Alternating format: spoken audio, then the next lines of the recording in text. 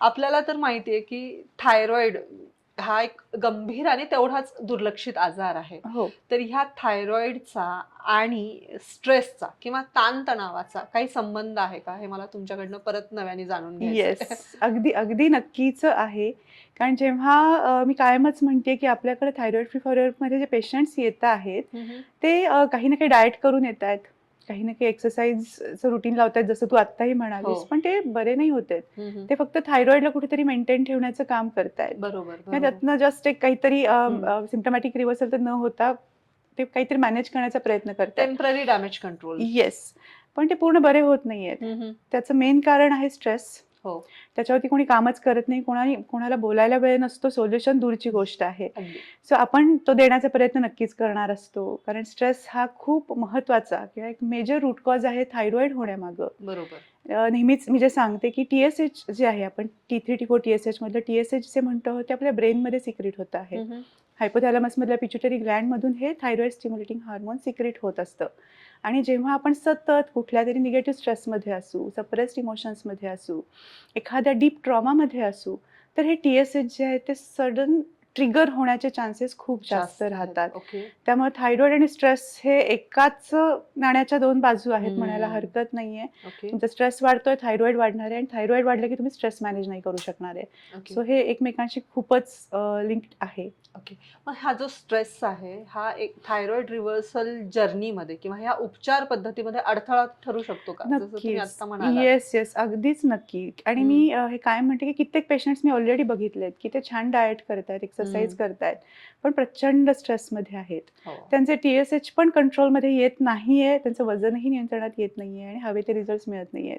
जसं तू आता सुरुवात करतानाच ही गोष्ट खूप छान हायलाइट केलीस. सो नक्कीच जर आपण स्ट्रेसमध्ये असू आणि आपण त्याच्यावरती काम करत नाहीये, बरोबर. तर आपण थायरॉईडमधनं बरे नाही होऊ शकणार आहोत. हा एक ओके. खूप मोठा इम्पॅक्ट आपल्या थायरॉईडवरती स्ट्रेसचा होत असतो. ओके. गायत्री, मला तुम्हाला विचारायचंय, की ह्या थायरॉइड रिव्हर्सल जर्नीमध्ये अ, ध्यान जे तुम्ही काम करताय, आता बऱ्याच पेशंट्स सोबत काम करताय, तर ह्यामध्ये हे ध्यान उपयोगी ठरतं का? पण त्याआधी ध्यान म्हणजे नेमकं काय तुमच्या दृष्टीने? येस. आपण खरंच आधी हे समजून घ्यायला पाहिजे की ध्यान म्हणजे काय? कारण आजकाल ध्यान म्हटलं, मेडिटेशन म्हटलं, की असं समजलं जातं की कुठेतरी बागेत बसायचं, मांडी घालायची आणि डोळे मिटून बसलं किंवा ओंकार ऐकला, मंत्र ऐकलं हो. म्हणजे ध्यान झालं.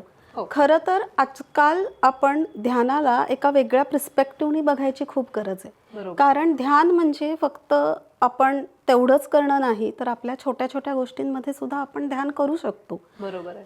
ध्यान म्हणा किंवा या थायरॉईड असलेल्या लोकांचा माइंडसेट म्हणा, ह्याच्यावर काम करणं गरजेचं आहे. आत्ताची जी पिढी आहे किंवा आत्ता आपण ज्या पद्धतीने आपली लाईफस्टाईल जगत आहोत, जगतोय. बरोबर. त्याच्यामध्ये बऱ्याचशा गोष्टी आहेत जिथे आपल्याला हे आपण ध्यान म्हणूया किंवा त्याला माइंडसेट म्हणूया, ह्याच्यावर जर आपण 80% काम केलं ना, तर आपल्या बाकी 20%वरचं काम सोपं होऊन जातं. जसं की बरोबर. आपलं डाएट असेल किंवा आपलं एक्सरसाइज असेल, त्याच्यामध्ये असणारी कन्सिस्टन्सी असेल, ते करण्याची तुम्हाला जी इच्छा व्हायला पाहिजे, बरोबर. जी तुम्हाला विल पॉवर पाहिजे, हो. ती जर तुम्ही आनंदाने केली ना, तरच तुम्हाला त्याचे इफेक्ट्स मिळणार आहेत. बरोबर. जर तुम्हाला डॉक्टरांनी डाएट दिलंय थायरॉईड रिव्हर्स करण्यासाठी, पण तुमचा माइंडसेटच नाही आहे ते करण्याचा, अगदी. तुम्ही जर दुःखी मनाने जर ते डाएट करत असाल, तो एक्सरसाइज करत असाल, तर त्याच्यातली एनर्जी तुमचं शरीर किंवा तुमचं मन ॲब्झॉर्बच नाही करू शकणार. बरोबर. आणि थायरॉईड जर म्हटलं तर बरेच वेळेला असं होतं की हा जो डिसऑर्डर आहे तो बायकांच्या बाबतीत आपण जास्त करून बघतो. नो डाऊट मेल पुरुषांमध्ये किंवा थोडंसं कमी पुरुषांमध्ये प्रमाणे. सुद्धा असतं, पण खरं सांगायचं तर बायकांमध्ये हा जास्त दिसतो. कारण सप्रेस्ड इमोशन्स हे बेसिक आहे ह्याच्यामधलं. अगदी. बऱ्याच वेळेला काही बायका बोलत नाहीत, इमोशन्स एक्सप्रेस करत नाहीत, कुठेतरी सतत दबावाखाली राहणं किंवा मी सगळं करू शकते, सगळी जबाबदारी माझी आहे, over confidence over confidence, Superwoman syndrome. Exactly. खरं तर ज्या लोकांना थायरॉईड असतो ना, त्यांची जर तू स्वभाव बघितलास किंवा त्यांचं जर एक व्यक्तिमत्व बघितलंस, तर ते व्यक्तिमत्व असं असतं की I can do anything. Okay. आणि मला जमणार नाही असं काहीच नाही. मान्य आहे, तुम्ही करूच शकता, पण हे करत असताना तुम्ही तुमच्या शरीराची हाक ऐकताय का? महत्वाचं. तुम्हाला जो त्रास होतोय तो फक्त शारीरिक नाही, मानसिक सुद्धा आहे.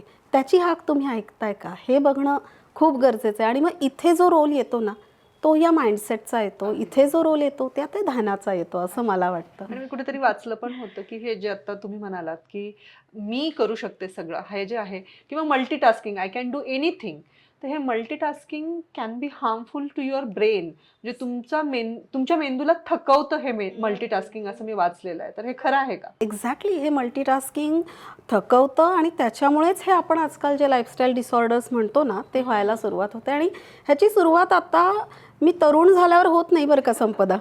ह्याची सुरुवात कुठेतरी ना लहानपणा होते.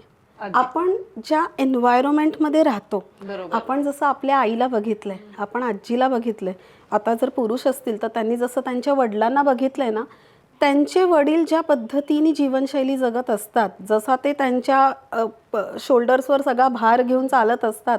आजी कधी घरात बोललीच नाही, आईनी कधी घरात शब्द काढलाच नाही, आईनी कधी फायनान्सेस मॅनेज केलेच नाहीत. बरोबर. आणि आई सगळं पार करत होती, सगळी कामं घरात करत होती, अगदी धुणं भांडी घरात करत होती, जॉब करत होती, everything was handheld bye her.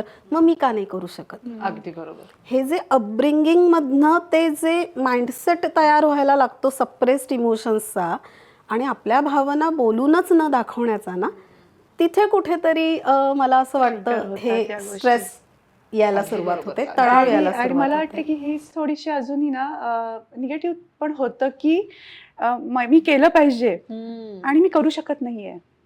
So हेही कुठेतरी निगेटिव्ह प्रेशर स्त्रियांवरती जास्त येताना किंवा दिसतंय. ती करतीये तर मी का मी का नाही, मला Comparison. कसं जमत नाही, Comparison. किंवा येणारं फेल्युअर की अगदी मला बरोबर. जमतच नाहीये. नाही? सो हे किंवा कुठेतरी जजमेंटल पण आपल्याला- होतात एक अगदीच. स्वतःबद्दलच. अगदी तो पण एक भाग आहे की अगदीच. Self doubt.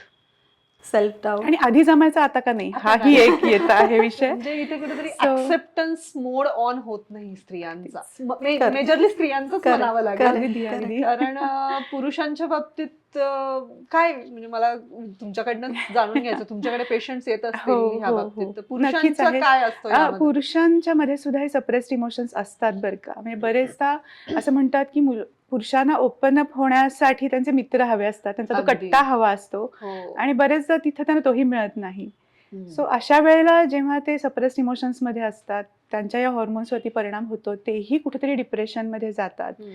असं आपल्याला वाटतं की पुरुष त्यांना काही वाटतच नाही, त्यांना काही स्ट्रेसच नसतो, ते कोणाची काळजीच करत नाहीत असं ते दाखवत असतात, पण ऍक्च्युली तसं नसतं.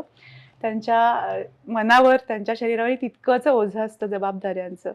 सो आणि ते काही रडू शकत नाहीत, ते बोलू Social शकत taboo. नाहीत. की पुरुषांनी कसं कसं रडायचं, बोलायचं, पुरुषांनी कसं रडायचं, express व्हायचं. हा, काही हा social इमोशन्सना taboo जो व्यक्त आहे, तो कसं आहेच करायचं. अजून पूर्वापार. Yes. अगदी आहे. सो त्यांचं तर थोडं जास्त वाईट वाटतं ऍक्च्युली की निदान बायकांना तो एक वेळ असतो, थोडंसं रडायचं रडायचा. आहे, Actually. चिडायचं आहे. खरंय, खरंय. पुरुषांनी ते केलं की पण ते व्हायलन्स वाटू शकतो. Actually. दोघांनाही त्यांच्या माइंडवरती काम करणं आणि जे काही सप्रेस्ड इमोशन्स मध्ये आहे त्यातनं बाहेर पडण्यासाठी अशा छान गोष्टींचा वापर करणं खरंच, खूप खरंच. महत्वाचं आणि आहे. दुर्दैवाने मी काय पाहिलंय की आपण जसे जसे मोठे होतो ना, तसे तसे आपण इमोशन्स एक्सप्रेस करायला विसरतो. मग तिथे खरंय. ते कुठेतरी मी कसं करू, मी कसं बोलू, ह्या सगळ्या गोष्टी येतात आणि मग दुर्दैवाने ह्या सगळ्या परिणामांना सामोरं जावं सामोरं जावं लागतं. किंवा खूपदा कसं की लहान मुलं पटकन गोष्ट एक्सप्रेस बोलतात, करतात, सोडून विसरतात, देतात. दुसऱ्या क्षणी ते हॅपी असतात. अगदी आपण त्या सोडू शकत नाही भावना, Let जे go काही करता येत दुःख नाही. आहे किंवा ज्या गोष्टी अगदी आहेत. अगदी. सो नक्कीच ते त्रासदायक होतं. ओके. तर डॉक्टर चंद्रश्री, ह्या मागचं सायंटिफिक रिझन तुम्ही देऊ शकाल का? हो, नक्कीच. ॲक्च्युली कसं होतं, ब्रेनशी निगडीत आहे स्ट्रेस किंवा ज्या बरोबर. गोष्टी आपण म्हणतो आहोत. सो इथं थोडंसं ना विगस नर्वचा खूप जास्त रोल दिसतो आहे आपल्याला. कारण विगस नर्व म्हणजे काय, क्रेनियल नर्वची सगळ्यात मोठी नर्व जी आहे ती हो. विगस नर्व आहे, जी ब्रेनला आणि सगळ्या इम्पॉर्टंट ऑर्गनला जोडणारी असते. बरोबर. सो जे काही पॅरासिम्पॅथेटिक ॲक्शन्स असतात आपल्या, म्हणजे जसं की श्वासोच्छ्वास घेणं आहे किंवा हृदयाची गती वाढणं, कमी होणं, या ज्या गोष्टी आहेत, या इनव्हॉलंटरी ज्या ॲक्शन्स असतात त्याच्यावरती कंट्रोल ठेवण्याचं काम विगस नर्व करत असतं. बरोबर. सो हे जेव्हा आपल्या स्ट्रेसमध्ये आपण असतो, थायरॉइड हॉर्मोन्सवरती, थायरॉइड ग्लँडवरती सुद्धा त्याचं प्रेशर येतं, कारण तिथूनच ब्रेनमधनंच हो. TSH सिक्रेट होणार असतं. हो. सो ते तुमच्या इमोशनल जे सप्रेशन आहे, जो काही स्ट्रेस आहे, तर तुमच्या थायरॉइडलाही कुठंतरी दाबण्याचं काम करतोय म्हणायला हम्म. हरकत नाही आहे. सो आपल्याला जर त्याच्यावरती काम करायचं असेल तर ह्या सिम्पथॅटिक आणि पॅरासिम्पॅथेटिक नर्वस सिस्टीम दोन्हीलाही नॉर्मल ठेवणं गरजेचं आहे. बरोबर आणि तुम्ही सतत स्ट्रेसफुल सिच्युएशन्समध्ये असाल तर हे काम नीट होऊ शकत नाही. बरोबर आणि जेव्हा तुम्ही ध्यान, मेडिटेशन किंवा प्राणायाम हम्म. मनशांती करण्यासाठी काही ना काही गोष्टी फॉलो करता, तुमच्या एन्डॉर्फिन लेवल्स सिक्रेट होतात, ज्याला आपण हॅपी हॉर्मोन्स म्हणतो. हो सो ते तुमच्या या विगस नर्वला स्टिम्युलेट करण्याचं, ॲक्टिवेट करण्याचं काम करतात आणि हम्म. पर्यायी तुमच्या थायरॉइडवरती झालेला परिणाम आहे त्यातनंही बाहेर पडायला त्याचा मदत होणार असते. ओके सो या गोष्टी का करायच्या आहेत आपल्याला, तर हॅपी हार्मोन्स सिक्रेट होण्यासाठी आणि स्ट्रेसला आपण मॅनेज करण्यासाठी. ओके